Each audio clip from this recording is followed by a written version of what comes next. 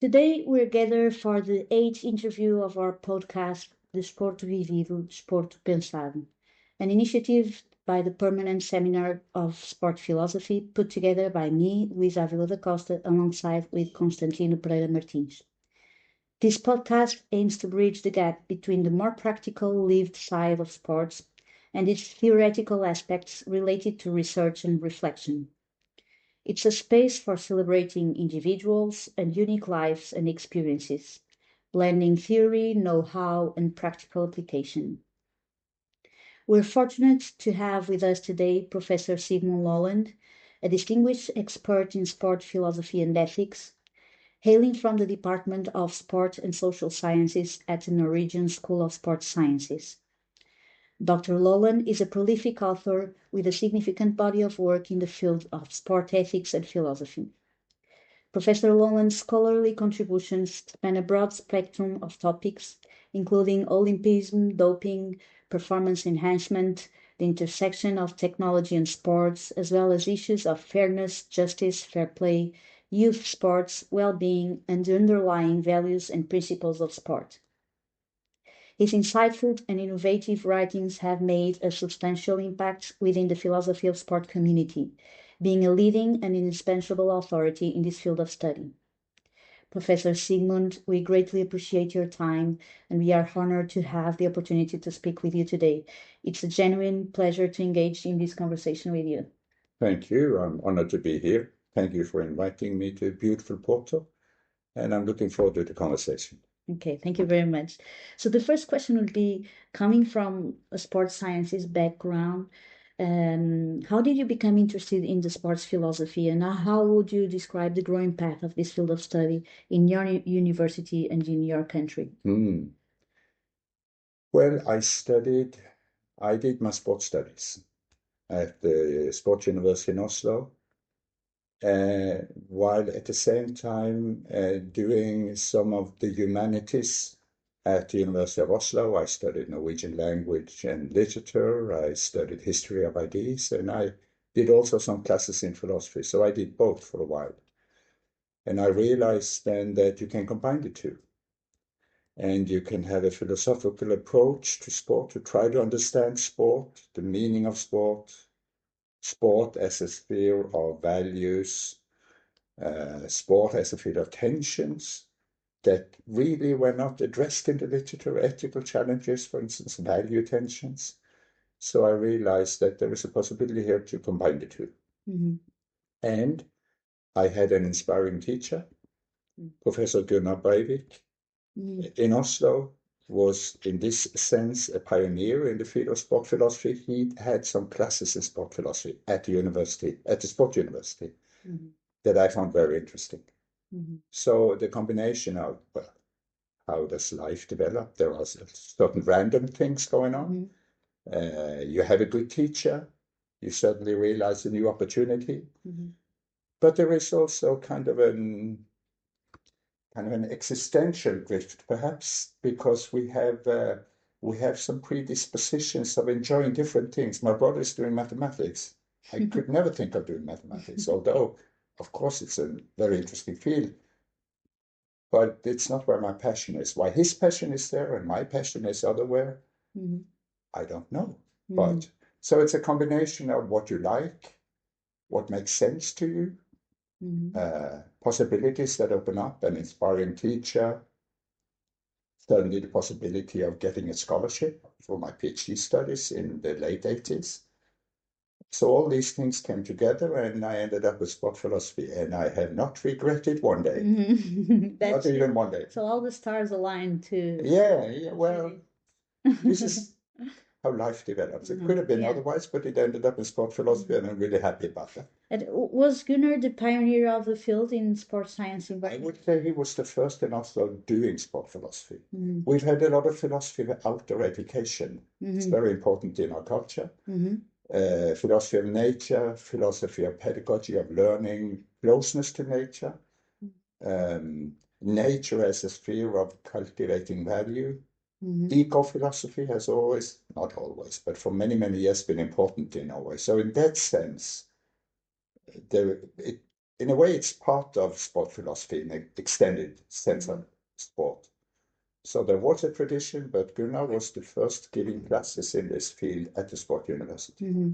So how was the welcoming of this field in a of the philosophy field and the eco-educational philosophy in a sports science environment?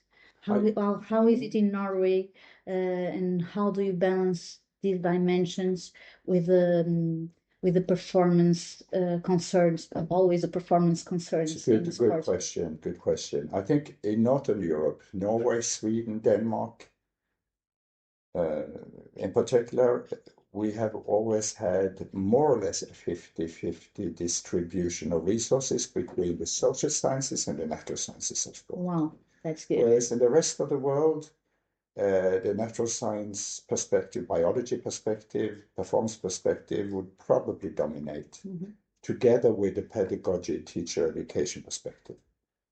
But as I said, in the Northern Europe, why this is the case, I don't know.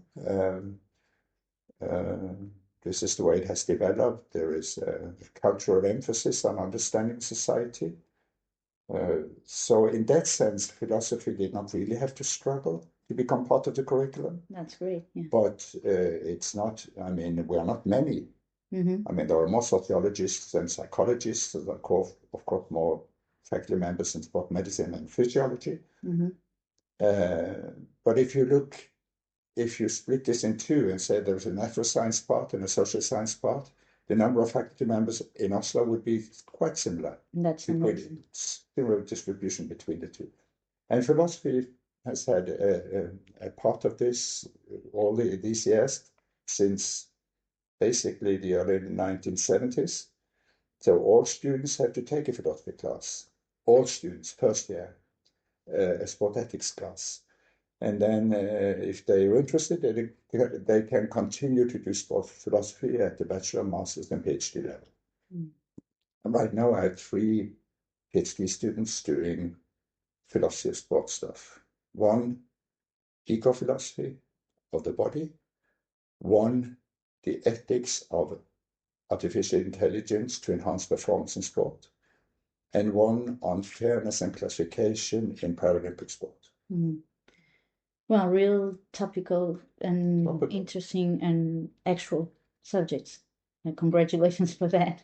I hope we learn a little bit with that, and we can do it in the future in here too. So you're saying that in the first year they have sport ethics, all the students have. All students. That's a really good tip for us. It's an integrated part of the sport and society course, Okay. including history, sociology, and philosophy of sport. Thank you. Within the field of sports philosophy, what led you to focus primarily on ethics in your research? Why ethics? Well, these are the obvious value tensions. Sport philosophy can be different things, but there's an emphasis on practical philosophy. And with practical philosophy, I mean philosophy departing from a really practical issue in real life. It's not a question of what is mind, what is matter. It's a question of what do I do now? And my master thesis was on doping. Why is the doping banned really in sport? What is the real justification? My PhD was on what is fairness? How do I act fairly in sport? What is a just competition and a fair competition? So basically, from the start, it's a question of how to act. And these questions come up all the time in life and in sport. So this was my starting point. As you probably know, we always can notice in our annual conferences in the philosophy of sport and international community that the original question of how we can define sport remains prevailing and up to date. How would you define sport within the countless forms of practices and meanings to which it can be experienced up to the present day? Is there, in your opinion, an essence or an identity of sport? As you say, it's a very diverse field. Is there a core and an essence? Well, sport is a social kind, it's not a natural kind. So to say that there is an essence, depending on what you mean with essence, but there are some basic characteristics, I guess, with these activities. And one way of approaching this would be to go through concepts like play in games, like many philosophers have done, and say that sport is a kind of game where bodily movements or bodily capacities, techniques, tactics play a meaning-producing part. And there are many activities where we use the body, manual labor, for instance. But in sports and games, these movements and these bodily capacities, they have a particular strong meaning. They actually they define the meaning of the activity, they're constitutive of the meaning, and these movements may not make sense outside of the sporting field, like kicking a ball in a particular way, not being allowed to touch it with your hands. All the rules of sporting games define these things. And bodily capacities, techniques, movements are involved as a important meaning producing factor. So that's one way of saying some of the basic characteristics of these activities. You talked about physical education. Well, physical education is a profession, isn't it? So there would be, in physical education, sport and sporting games would be kind of pedagogical tools to reach goals above and beyond the activity, while at the same time cultivating the internal values of the activity. This is why cultivating the internal values of the game makes game a tool in a pedagogical effort to cultivate certain virtues in people. But slightly different. You play games and you can define the games, characterize the games in the same way, but in the physical education setting, there's a more extensive setting. You had what was the other concepts you said? There is a diversity here. You have physical education, you have sporting games, you have playful activities, again, where the bodily movement is a constituent factor, but they may not be institutionalized like a game. There may not be fixed rules. Does it count as sport? Well, if you define sport as these organized games with a competitive element, no. If you open up and define sport as all kind of playful human movement, yes. So it all depends. So, and in our language, in Norwegian, there's an old word we have the word idrett, and it comes from Old Norse, as it was spoken in the 800s, 900s, around the 1000 in Norway, the Viking Age. And it's a combination of two words. It's id and drott. Idrett, we say today, meaning powerful deeds, powerful actions. And in the Middle Ages, Nordic Middle Ages, this referred to poetry, arts, bodily capacities and performances. A king should have many of these capacities to be a great idrott man. And this is the word that we'll still find in our culture. And it's a broader word. It covers a broader range of activities than the English competitive sport concept. So there are also conceptual differences and various ways of speaking of this in different languages. That's interesting. Now I think I'm understanding the meaning of the Idrott Forum, which is a publication online. Idrott Forum. Is that the original? It's a Swedish online publication, that's right, from Malmö, coming out of Malmö. It's the same word. In Swedish, they write idrott with an O, in Norwegian with an E, idrett. It's absolutely the same word. Okay. So if you look at the etymology of the word, you'll find that it connects, or it means basically impressive and powerful deeds or action. There is a masculinity to this to a certain extent, and all this powerfulness, and it has to be impressive and so on and so forth. But I think it connects to the idea that these are activities and actions with a certain value in itself. and it produces a meaning. And it's some of these things you do without an external purpose. It's just for the joy or the challenge or the passion of the whole thing. So can I say that you are stating that sport is much more a structure of meaning than a structure of gestures or practical characteristics? I think one and the same movement can be deeply meaning producing and not really much meaning producing. Like you wake up in the morning, you have overslept, you will miss your bus to work, you run as crazy from your home door to the bus station as fast as you can. It's not really a deep meaning producing run, is it? And then you're on the starting line on the 100-meter in the Olympics. And these 100 meters, that 100-meter run is creating so much meaning in your life and to the audience, interest of the audience. It's a completely different setting. Has to be understood completely differently. So one and the same human movement can be interpreted in many different ways. Okay. As I told you before, our faculty used to have the name Faculty of Sports Sciences and Physical Education. Now, recently, we adopted Faculty of Sports. Yeah. And over the years, the pedagogy of sport, physical education, coach training, and the education of sport professionals have become central philosophical issues. However, in Portugal, and I think as in many other parts of the world, universities and academic disciplines dedicated to sports have adopted a variety of terminologies for our field of study, using concepts such as sport, physical activity, physical exercise, physical education, human movement, human motricity, kinesiology, and more. What are your thoughts on this diversity of terms? What do they mean to you, and how do you believe we should name our faculties and define our object of study? As you say, many terms. Our name in Norwegian is Norges, or Norwegian, idrettshøyskole, college or university. In English, Norwegian Sport University.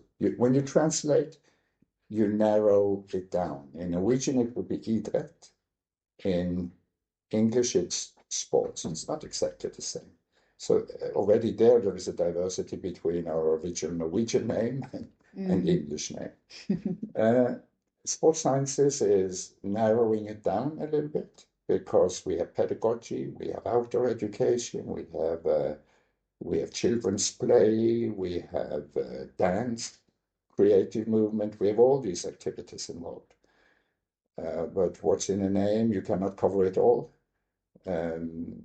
In Norwegian, we, as I said, idrettsvitenskap, the science of idrett, sports sciences. Remember, we use the plural form. We don't say sports science, we say sciences, and that's deliberate to open up the field. Science in English tend to connect to the natural sciences, whereas if you use the plural form, you include the social sciences and even the humanities, so that's at least important. The word sport is perhaps narrowing down a little bit, depending on how people understand and what kind of activities they think of when they think of sport, but you cannot cover it all. The other terms you mentioned, kinesiology is used a lot in the States. I think the word is chosen to a certain extent to improve your academic image. It sounds better. It sounds like a science. It's a logos. It's a logos, yeah. Kinesis movement. I've seen kinanthropology. Kinesis movement, anthropos, human being, logos, science. I like the word, but if we call ourselves the Norwegian School of Kinanthropology, nobody will understand what we're doing.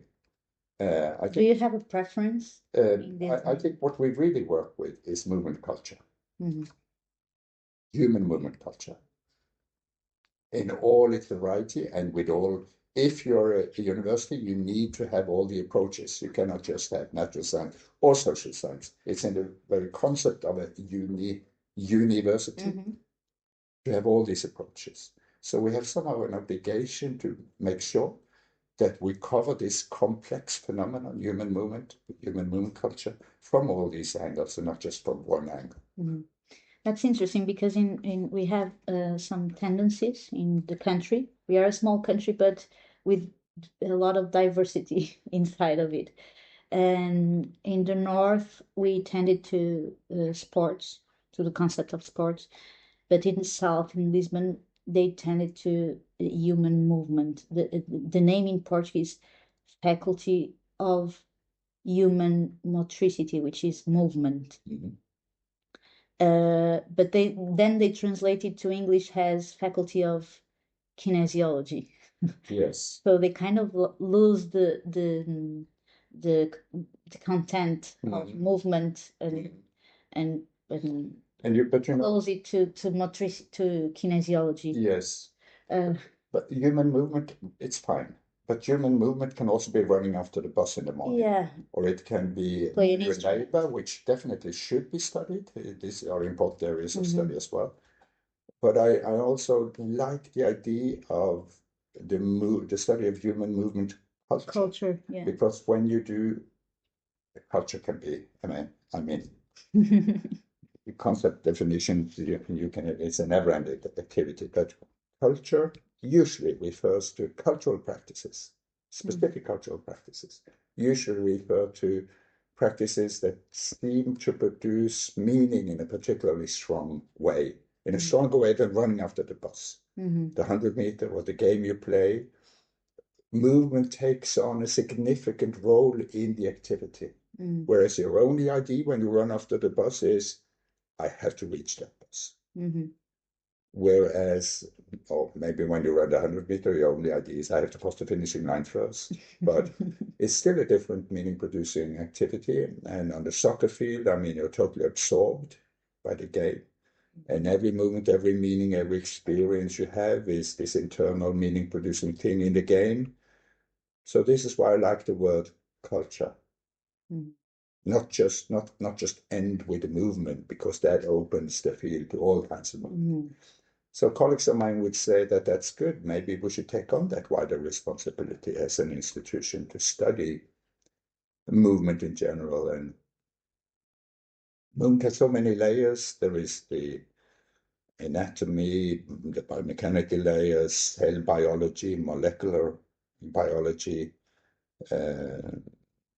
anthropology, sociology. There are so many layers of meaning. It's such a complex phenomenon. Mm-hmm. And if we as a sport university are supposed to give good answers to what movement is all about, we need all these approaches. So I guess that's my main message on your question. Okay, thanks. Changing for other topics, what do you think is the impact of technology on our very understanding of sport, particularly in an era where the Olympic movement has already embraced esports within its conception of sport? How does the notion of human effort and the traditional concept of athletic competition, athletic agon, transform when software, equipment, and materials play such a significant role in enhancing performance as well as in the measurement and refereeing of athletic achievements? The technology question is a big one, but technology is technology understood as human-made means to reach human goals, interests and goals. It's a wide concept, and I think sport is unimaginable, most sports, without technology. The tennis racket, the ball, the bike, the surfboard, the skis, the skates. Without technology, actually, these sports wouldn't exist. So technology has a constitutive function in many sports. And new technologies sometimes make up a new sport, a technological innovation. And these things are happening all the time. When the surfboard was introduced, windsurfing, these days the foil thing. I mean, you have a new class in the Olympics now with foil. I mean, the skateboard came in, and these days even the Olympic events. So technology drives sport, and sporting dreams drive technological innovations, lighter material, stronger material. So there is an interesting interplay between technology and technological innovation and sport. And sport is somehow the testing sphere, the Formula One of body clothes technologies, lighter shoes, carbon soles, clothes you wear. I mean, it's an interesting field. The question is how to regulate technology in sport. I mean, there are fairness issues. Everyone should have access to the same technology because you don't want to measure the difference in technology, but the difference in human performance. How to regulate? I mean, fairness, obviously. Yeah. A new technology comes in. Look at the new running shoes. Suddenly, some marathon runners have a shoe that seems to be more efficient and help you more in your stride, running efficiency, economy. So it's basically the shoe then can decide the margins, which is not what marathon should be about. So then the sporting bodies, they standardize and they say you can have this technology, but not this. These days, what is it? They have a 3-month ban. If there is a new shoe on the market, it has to be on the market for at least 3 months before it can be used in competition. So everyone can get access. There are health issues sometimes. You have new technologies that may be risky. Again, the sport organizations have to intervene and control. And some of the best, some of the most wonderful performances you see sometimes in sport is when technology, the organic and the technology somehow merge into one efficient unity. Like we love skiing where I come from. If you look at an alpine skier coming down the mountain in 120 kilometers an hour, with this deep interaction with the ski, the body, the boots, the skis, the poles, these are prolongations of the body through which the skier senses and interacts with the environment. It's a beautiful image of how technology can make our lives more interesting. Then on the other hand, you have performance-enhancing technologies that really threatens the idea of sport. Drugs, for instance. Performance-enhancing drugs, then you enhance your performance with the help of an external expert system. And gradually, somehow, the responsibility for your performance is moved towards somebody else than you. Our idea of what I see when I see a performance is an expression of you.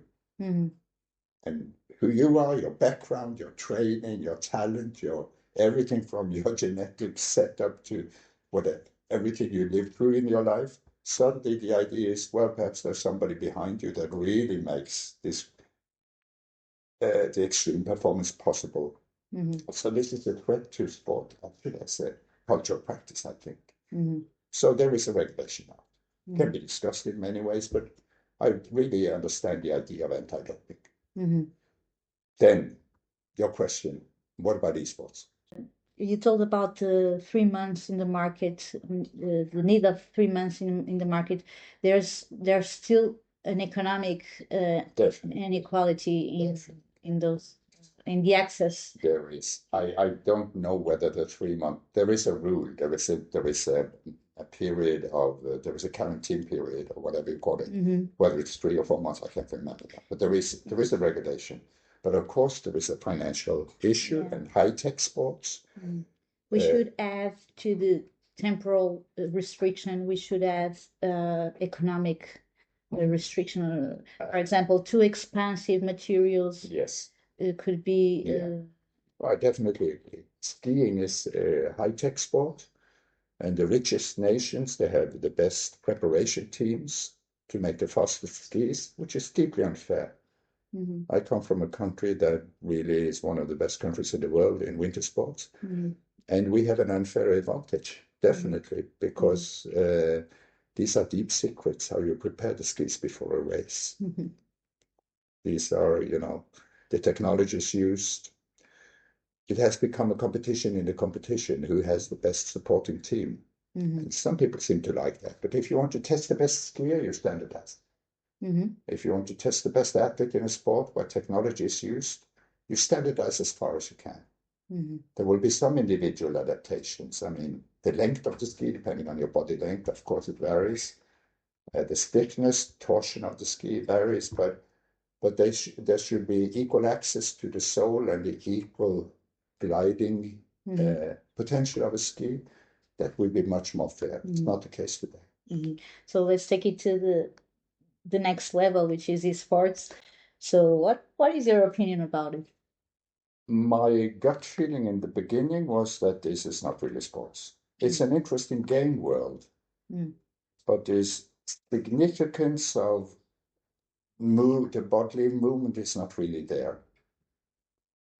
Then I started to reflect upon this. I remember I had a student, I gave a lecture, and there was a student, the first student, arresting me, saying that, well, I think you're wrong there, Professor, because what's the difference? He compared shooting with,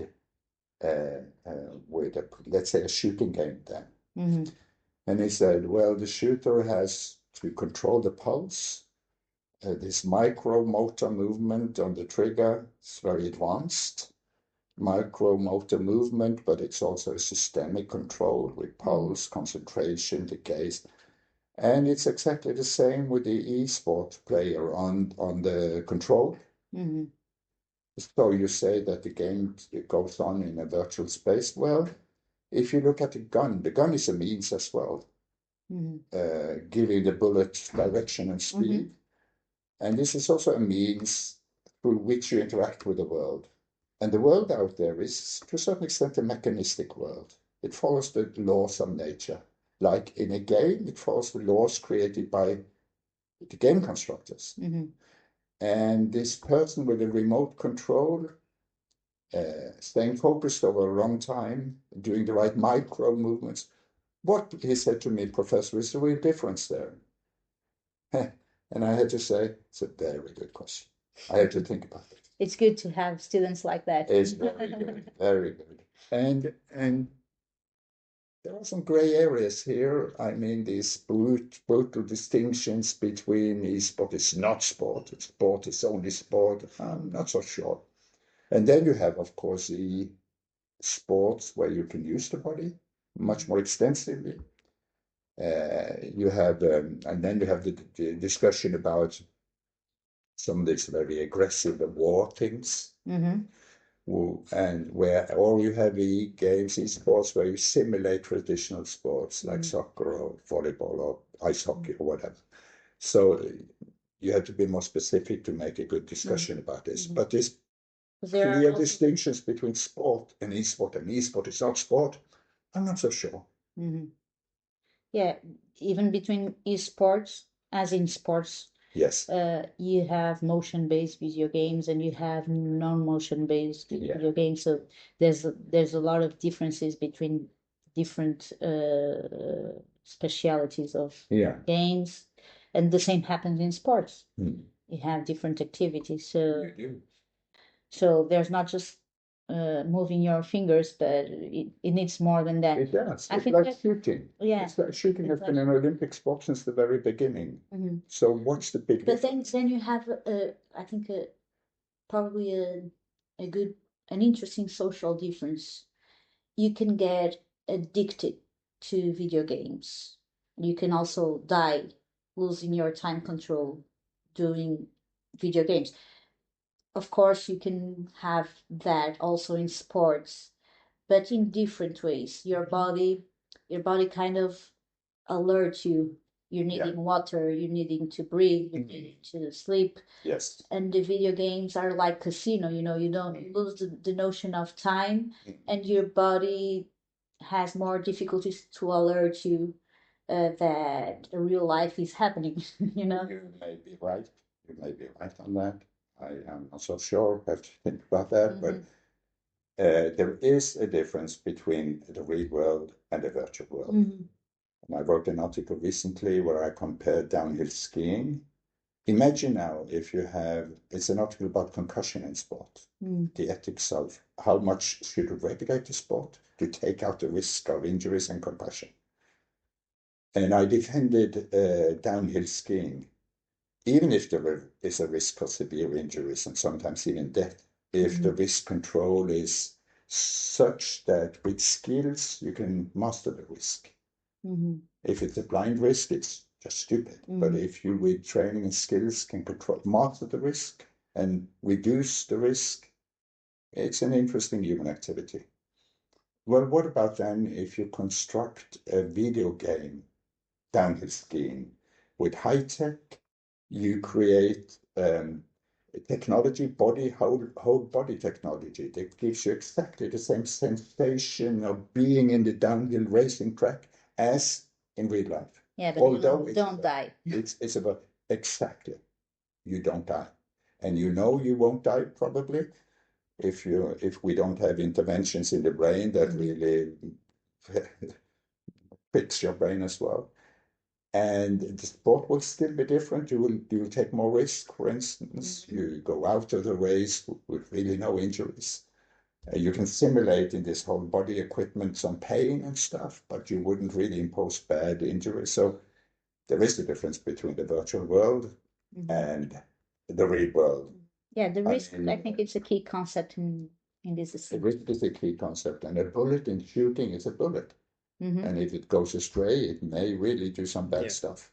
Whereas on the other hand, in the biathlon for the blind, it sounds strange. Biathlon, you ski and you shoot. They use laser guns with sound. So when you shoot, you listen to the sound, and when you have the target there, it signals to you, and it's a laser beam. It doesn't hurt anything actually. So you can also create somehow artificial conditions in the real world. But to summarize, I'm not so sure where to draw the distinctions. It's a brave new world out there, and we have to find it. Thank you. Let's keep in hot topics. I hope you don't mind. What are your thoughts on the fact that both Olympic finalists competing for the gold medal in boxing at the last Olympic Games in Paris were athletes who were under suspicion of being men with DSG, differences of sexual development? Well, they have the legal status as women. But some of these athletes with a legal status as women have, as you say, they have a syndrome or a variety of syndromes covered by these differences of sexual development term. And in the boxing example, the idea is that some athletes had gone through puberty with high testosterone values than what is the statistically normal in the female class. Hence, they develop the cardiovascular system, the muscle, the body mass, explosives, the potential to develop explosive strength, endurance to a larger extent than their competitors. So it's unfair, basically. That's why they cannot compete in that class. That is the argument. The counter argument is that, first of all, with your legal status as a woman, you should have all the same rights as all other women. And secondly, the science behind this is not really that clear, depending on the sport. How important is this to boxing performance? Well, most people would probably say if you have superior strength, endurance, of course, there is an advantage. This is why we have two classes in boxing. We have a men's class and a male class and a female class. So the scientific question is, how much does this difference mean in this sport? And it all began in track and field with athletes like Caster Semenya. And obviously, if you look at the world records in track and field and the running events, there is between 10 to 15% difference in all distances. So there is an obvious difference. So again, for the track and field, the question is, at the level where these athletes are in terms of testosterone, in between the male range and the female range, is their advantage of such a kind? Is it so big, so significant and systematic all the time when they compete that it should be controlled? And the World Athletics said yes. The National Boxing Federation, who got kicked out of the IOC because of lack of integrity, assuming allegedly, and probably really, they did the same, but the IOC said no. If you have a legal status as a woman, you compete as a woman. So boxing is different than track and field because in boxing you have weight classes. So you take out some of that possible inequality because in other sports, rugby, for instance, these athletes are also excluded because of the body mass and safety concerns. This situation has to be, you have to look at sport by sport, basically. If this inequality makes a systematic impact on performance in the sport you're discussing, there is a reason to say they're non-eligible. On the other hand, they have a right, they have the same rights as other women. But sport is different because in sport, actually different from almost all other practices in a modern society, the body and the body capacities you have, they really matter on the outcome. Whether you do law or in academia or you apply for a job in a company, who cares? That's unjust discrimination if people care about whether you have a DSD syndrome or not. It's not interesting. It's not relevant for the job you're doing. But in sport, it is relevant. It can be. So they also say there is no fairness issue. It's only a matter of prejudice. I completely disagree. There is a fairness. There can be a fairness issue. And it's a conflict of rights where other competitors, they have the right to compete under fair conditions. Athletes with this DSD syndrome has a right of other women, since they have the legal status of a women, so it's a collision of rights.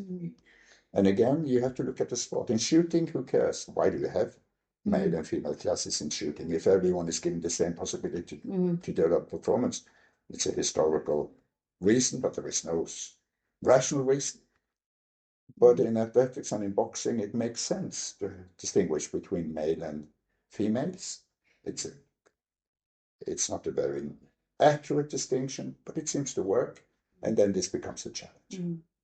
Okay, let me make a provocative question. Isn't that a too much biological approach to it? Should we have more diversity of categorization within different sports?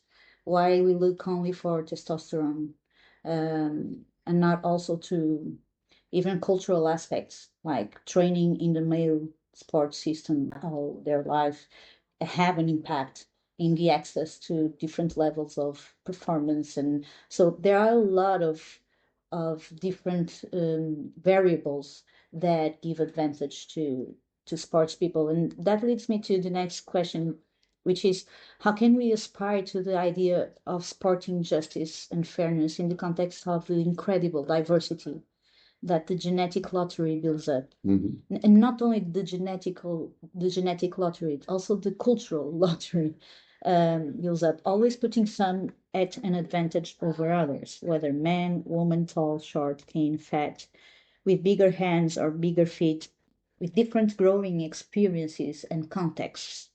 Does categorization by gender, age, height, and weight provide a fair answer to all of this diversity?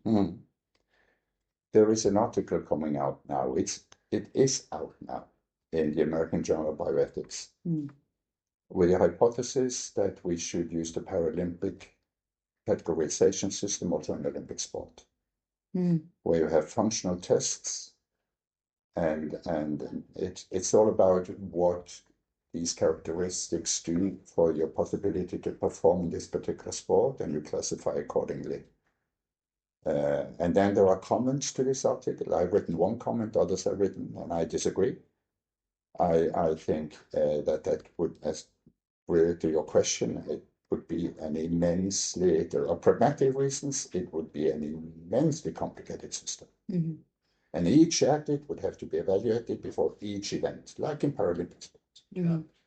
But in principle, I think it's wrong as well, because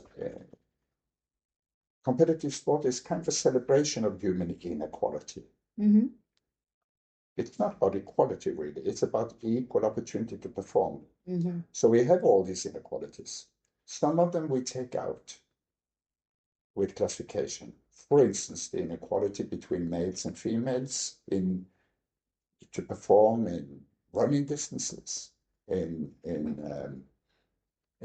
combat sports and strength power sports like weightlifting. We have weight classes because we do not want weight to be the decisive factor for the outcome. We want performance, and performance that can be identified with a performer. That again is the outcome of hard training and efforts. That again is something admirable and interesting for me. Like it's a human inequality that is interested. It's linked also to moral values and to virtues to some sense.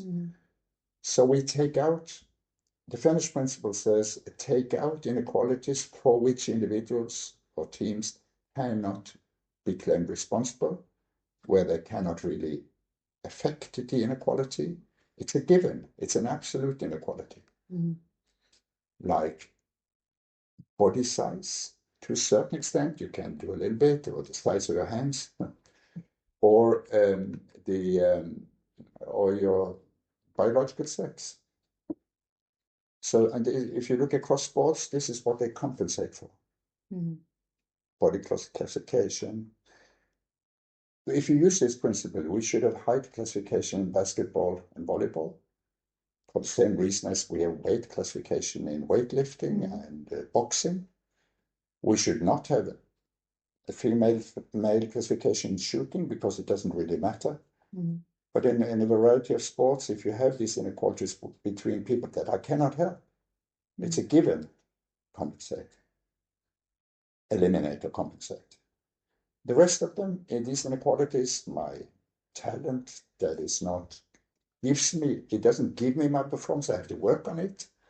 I have to impact it.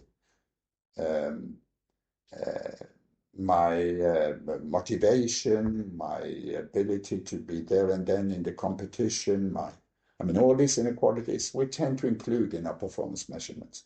And part of that would be the random effect of the genetic lottery. So is that a genetic lottery unfair? The lottery is not unfair in itself, but the way we deal with the outcome of the lottery can be. So in elite sport, we tend to calculate those with genetic predispositions in elite sport. In mass sport, inclusion is what counts. But in elite sport, we give an advantage to those with a lucky outcome in the genetic lottery. And is that wrong? It's not a human right to be an Olympic athlete. It's a human right to be able to take part in sport. And that's why we should include everyone. Looking back to the DSD rules, it's only international competitions, the World Athletics Day. Only international, these rules, only international competition. Of course, on the grassroots level, on other local level, regional level, the inclusion principle is count. So like arts, like your field, you're in academia. You have probably a gift to work with complex understandings of a phenomenon, to master the language, to perform well in school. It's hard work on your part, but it's not just it's not a human right to be a professor, is it? Or to be one of the best artists in the world. It is the right to be if you have the talent for it and you develop your talent.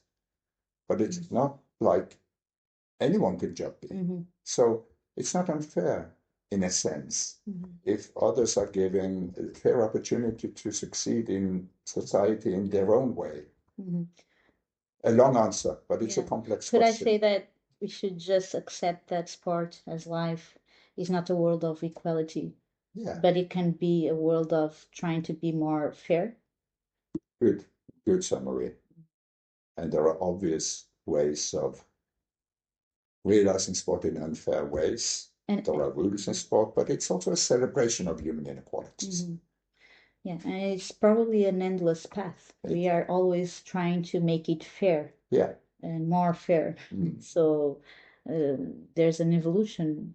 Probably we should be open to that evolution to find the inequalities main factors. But it's also a power struggle.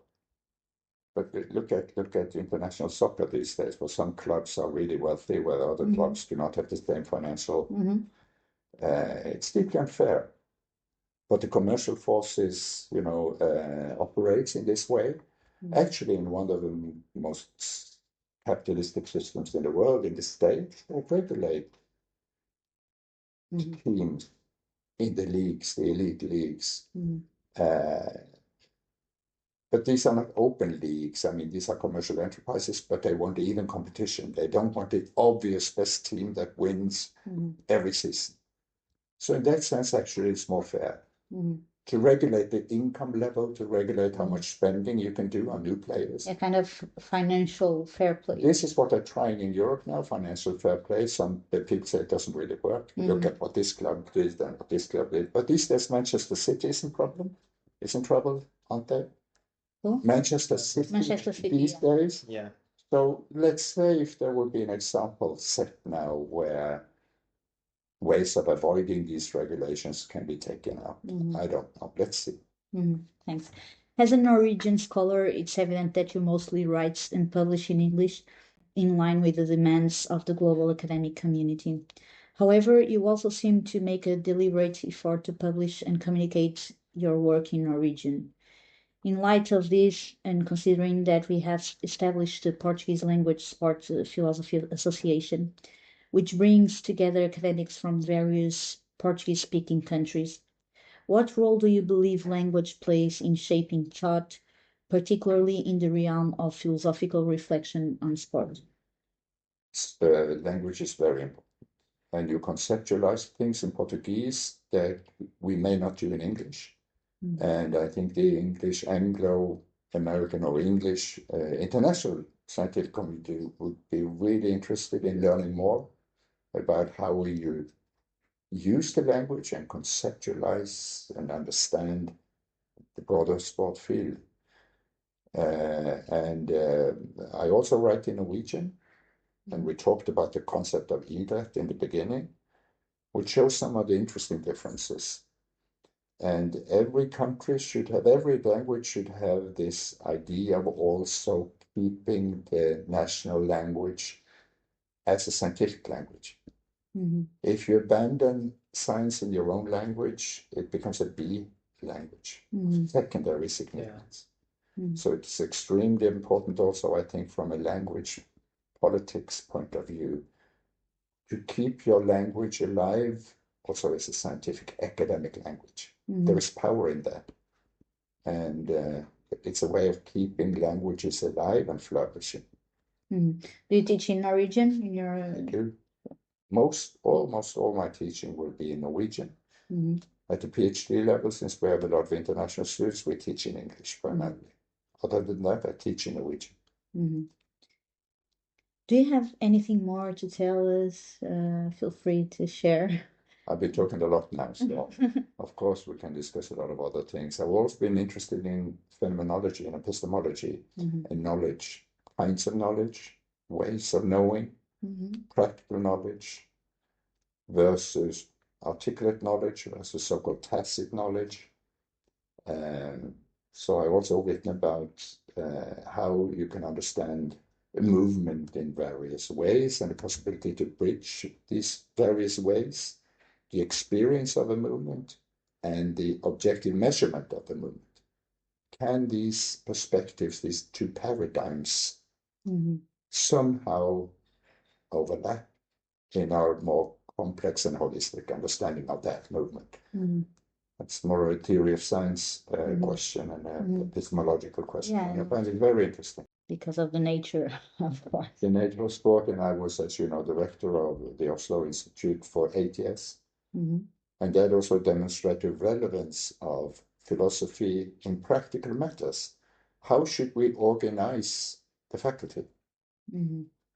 What should we put in the various departments? Because the way you organize a field, the structure has a lot of impact on the content and the outcome. Completely. So should we mix people from different traditions? Should we keep them strict apart? Should we have some areas of emphasis where we combine and other areas where we cultivate the basic disciplines. All these questions are really philosophical theory of science, epistemological questions and it helps make good decisions if you reflect on them philosophically. Thank you very much, Professor Sigmund. We are very, very grateful for your generosity of giving your time to Porto, to us, to our faculty, to this interview, and to our students. It was a pleasure and an honor to have you in here. It's my pleasure and honor to be here. Thank you for the conversation. Hopefully it makes sense. Yeah, so let's see how it turns out. Thank you very much. We hope you've enjoyed this 8th episode of the podcast Desporto Vivido, Desporto Pensado, and we always extend the invitation to keep following, listening, and contemplating sports with us. See you in the next episode.